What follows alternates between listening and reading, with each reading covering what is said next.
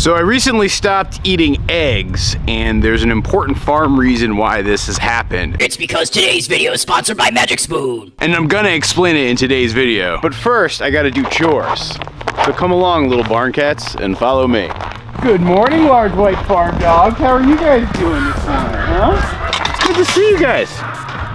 Looks like the dog water is in good shape. That's good to see, isn't it, Abby? I don't know if you guys can hear this, but our weaning calves are bellowing. The moms have kind of stopped. The moms have chilled out now. The moms don't care. The calves are still cranky. We'll visit them later in this video.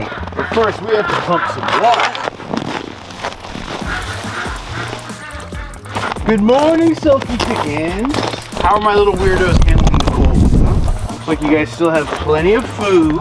Just some fresh water here. So the way I cycle my water is, the dogs get fresh water every day.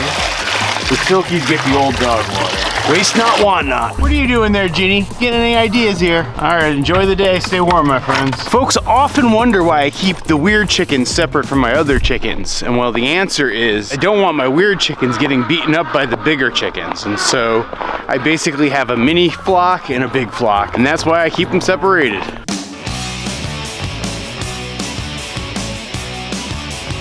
Good morning, everybody. How's everybody doing? Good to see everybody. All right, I won't delay. Release the Kraken!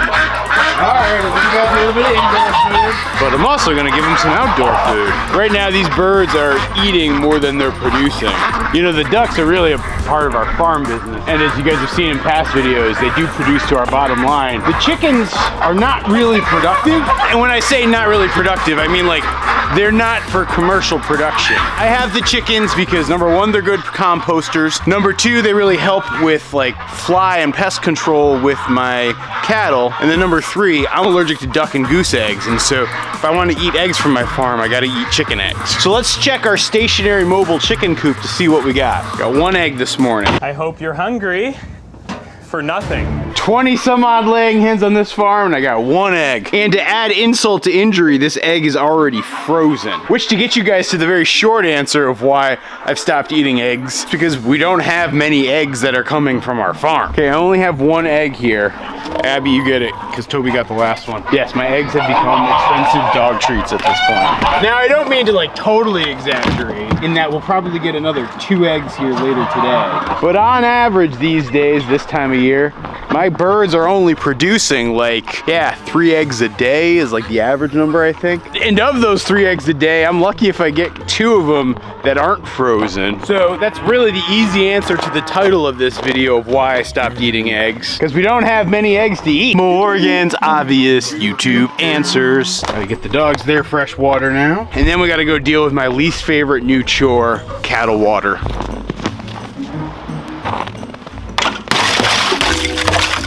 This has become most definitely my least favorite chore. I've got to break up the ice on these tanks and clear it out to basically go through and scoop it all up, toss it out. I do it 2 or 3 times a day, and right now with where the temps have been, it's usually needing to be 3 times a day. For the most part, they can break through, but you don't want the ice to build up. That's actually the bigger issue. So, like even as I got into this pool right now, you can see there was like a little bit of a hole that they were drinking out of. The reason I'm clearing out the ice is more to prevent it from eventually freezing solid. Because I need to come in, clear out the ice chunks, and then add more fresh water. That constant cycling is what keeps the water from freezing solid and ensuring that I can always give my adult cows water to drink. See, I'm on the section of the barnyard right now, that's the mom section. So you can see actually Anna Green Gables there, as well as all the babies are crying for moms. Most of the moms are actually down here over by the hay feeding trough, and they seem like they've adjusted for the most part. The calves are eating as well, but this is just another one of those cycles on the farm. But I digress, as Ginny climbs up me. The real focus of this video is meant to be on my egg eating activities. So yes, because my chickens have pretty much stopped laying eggs, I've given up my 2 or 3 eggs a day habit, and I've kind of gone cold turkey for probably, I don't know, it's been about 2 weeks. My guess is gonna be another couple of weeks as I stop eating eggs. So I know that probably raises the question of, well, what am I eating right now? That makes this the perfect time to talk about today's video sponsor, Magic Spoon. Because when I'm not eating eggs for breakfast, I'm eating Magic Spoon. It's got a literal magic spoon. Magic Spoon is a grain-free cereal that allows you to build your own variety boxes with some incredible best-selling flavors like cocoa, fruity, frosted, peanut butter, cookies and cream, maple waffle, honey nut, blueberry muffin, cinnamon roll. Heck, they even have this special edition sugar cookie that I'm gonna be giving a shot today. Magic Spoon tastes delicious, but what really sets Magic Spoon apart is the nutritional profile. Each serving has 0 grams of sugar, 13 to 14 grams of protein, and around 4 or 5 net grams of carbs. Plus, their cereal is keto-friendly, gluten-free, grain-free, soy-free, making it a great option for people with dietary restrictions. And at only around 140 or 150 calories per serving, Magic Spoon is a great way to enjoy your favorite childhood cereal. And I personally love Magic Spoon because it lets me keep eating a protein-packed breakfast even when I can't have eggs. And for my Canadian and British friends, don't worry, Magic Spoon ships to Canada and the UK as well. But in my opinion, what really sets Magic Spoon apart is the nutritional profile of this stuff. Magic Spoon really lets me experience the joy of eating cereal, but also make a responsible choice with my breakfast. So if you're looking to start your new year off on the right foot, click the link down below and you'll get $5 off your order of a variety box. Magic Spoon is so confident in their product that it's backed with a 100% happiness guarantee. If you don't like it for any reason, they'll refund your money, no questions asked. So thanks for sponsoring today's video, Magic Spoon. And also thanks for sponsoring today's breakfast. Jenny, get your butthole out of my face. I don't mind you being my parrot cat, but I don't like your butthole in my face. How's it going, Audrey? How are you doing, huh? Yeah, good girl. Good girl. I'm still working on some of my cows to see how close I can get to them. And the grand champion most definitely seems to be my girl Ariel here. She does not mind at all. I could do this all day with her. I have stopped milking her though, because I want her to wean off with the other cows. And if I kept milking her, it would totally screw up my whole weaning process. And so no more milk from my cows for now. Now I will admit the process of weaning the calves has been kind of loud. And I know loud is a rather relative term, but let's face it, we're on a duck and goose farm with 2 working livestock guardian dogs. That means that our farm inevitably experiences a fair amount of noise, but these calves are definitely the noisiest thing going right now. But the one upside is having the calves separate from the moms gives me some time to actually work with them a little bit more. Like in particular, Belinda Carlisle's really coming into her own. Jimi Hendrix, don't be a bully. Hey, you go. Back off, kid. Back off. Jimmy's a little bit of a bully. He's a bull and he's a bully, so you gotta be careful actually. But he can generally be sort of neutralized and I can separate out from him. Hey Bonnie McMurray, great job in the latest season of Letterkenny.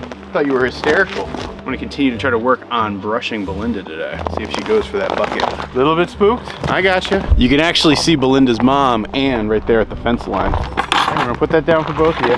Belinda, let me brush her? Nope, Belinda still doesn't let me brush her. She sort of backs away kind of quick. Let's see if Joey Ramone lets me brush him. Good job, Joey. See, there we go. This is working. This is working. No, you're a little, she's shying away. Everybody's just fighting over the bucket. All right, Jimmy, will you let me brush you? You guys are making a mess. I'm creating chaos. I think I just need to go a little bit slower with these guys. But yes, feeding these guys by hand, regardless, has gotten them much more comfortable with me, even if they won't let me brush. If I had to rank them, I would say Jimmy is the most comfortable, Belinda's become second, Joey is third, and Bonnie McMurray's the only one who's still really skittish. Bonnie, can you take it from my hand? Yeah, see, Bonnie is also the least dominant of my calves. She's the smallest, so she falls at the lowest order of the pack. I know, it's tough, girl. I don't know, if there was any other cow of the next generation that I think I could milk, it's probably gonna be Belinda. Even though her mom is not an affectionate cow, she's relaxed a lot. Also, just to clear up some speculation in the comments, so Jimmy is gonna go to his new home as soon as he's weaned, and Randy Macho Man Savage is gonna come here as soon as he's weaned and these guys are weaned. He's a little bit younger than my calves, but the farm that I'm getting him from started the weaning process just about the same exact time I started these guys. I have barn cats fighting. What's going on over there? Who's being a bad barn cat? See Pablo? Ginny, are you starting problems again? Yeah, Ginny barn cat's getting a little on edge lately. I know, you're excited about what's gonna happen with Barn Cat of the Year, but that's coming. That's gonna be another week or so. I'm just doing the final tally of numbers right now. The window for evaluation is closed. That ended on December 31st at 11:59 p.m. Good job. It's so easy to feed. Jimmy, back off, buddy. Looks like our water trough is all nice and full. Hold this out. Now I'm gonna have to blow this line out again. I don't know if you guys saw the short little tutorial I made on that one, because if I leave the water just sitting in the hose, it'll be rock solid come tomorrow. Now this trough is completely full, and this actually helps keep it warmer. I probably won't need to come out here until about sunset, because with the sunlight as well as the fresh water, it'll keep it freezing for a very long while.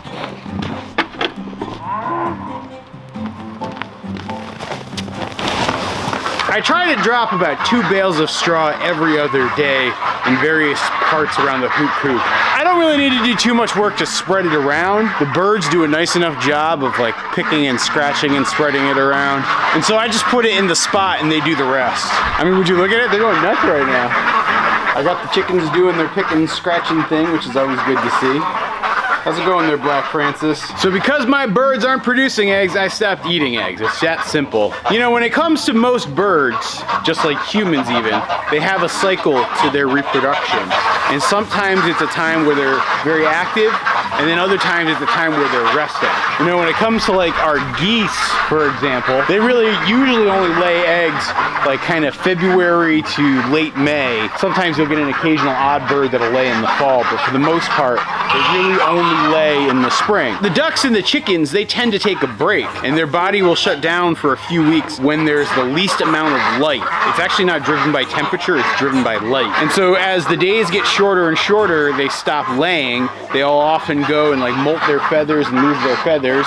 They let those new feathers grow back, and that's ultimately how they come back stronger than ever that next season. For chickens and ducks, I find that usually by February they start laying again, and so I won't eat eggs from my farm until my chickens get back to supplying me with them. I feel like it would be wrong to like buy from the store. We save most of the ones we get right now just for cooking and baking and that sort of thing. But until these girls get back to business, I'm not gonna be eating eggs. And I genuinely feel okay with it. It's kind of nice to every once in a while break up a routine and do something a little bit different and a little bit fresh. And yeah, I'm sorry, I know the geese are probably way, way loud in here. I always get complaints in the comments whenever I record stuff in here. I'm sorry guys, it's super cold and a little bit windy outside.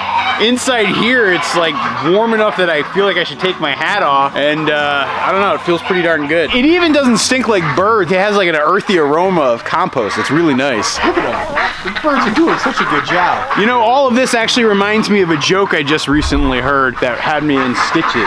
And okay guys, I'm gonna tell it to you because I think it's that good. So this old man who's in his 80s passes away, and as his wife is making arrangements with the funeral parlor, she goes into his closet and grabs his nicest, blackest suit and gives it to the funeral director, and she makes all the arrangements with the funeral director to get things like just in the right place. But as she's handing the funeral director the black suit, she stops and says, you know, I know you should be dressing him in a black suit, but my husband, he loved the color blue. He always looked so good in it. His eyes were a beautiful blue color. I just absolutely love the color blue too. And I know it might cost extra, but I feel like this is his afterlife and it's for eternity, so it's worth it.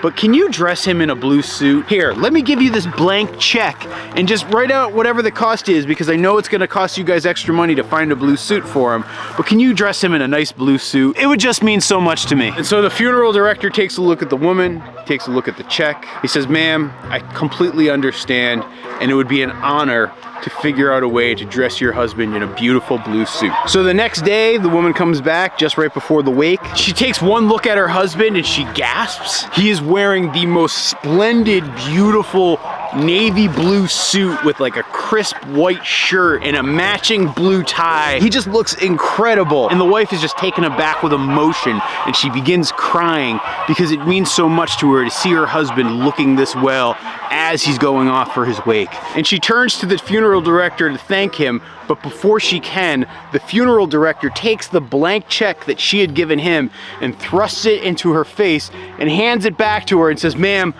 We did the best we could, but I don't need to spend a nickel of your money, so please take this. The old woman is shocked. This man is handing back the money. She looks at him and says, I don't need your charity, please. It would mean so much to me to pay for this. You did such a wonderful job. You deserve a reward, please. I know this type of work. I know finding the suit. It must have cost you extra money, so I just don't feel like you should give it to me for free. The funeral director looks at the old woman and says, ma'am, please, it is not necessary. We did not spend a single nickel to get your husband looking this good. We only did what was normal. But just so you happen to know, down the hall is going to be another funeral this afternoon, and it was a gentleman who had passed away, and his widow, and her request to us was to dress him in a black suit because he was dressed in a blue suit. And we realized that their bodies were pretty much the exact same size. So after talking about it for a minute or two, my assistant and I decided to take your husband and take this man, and we switched their heads.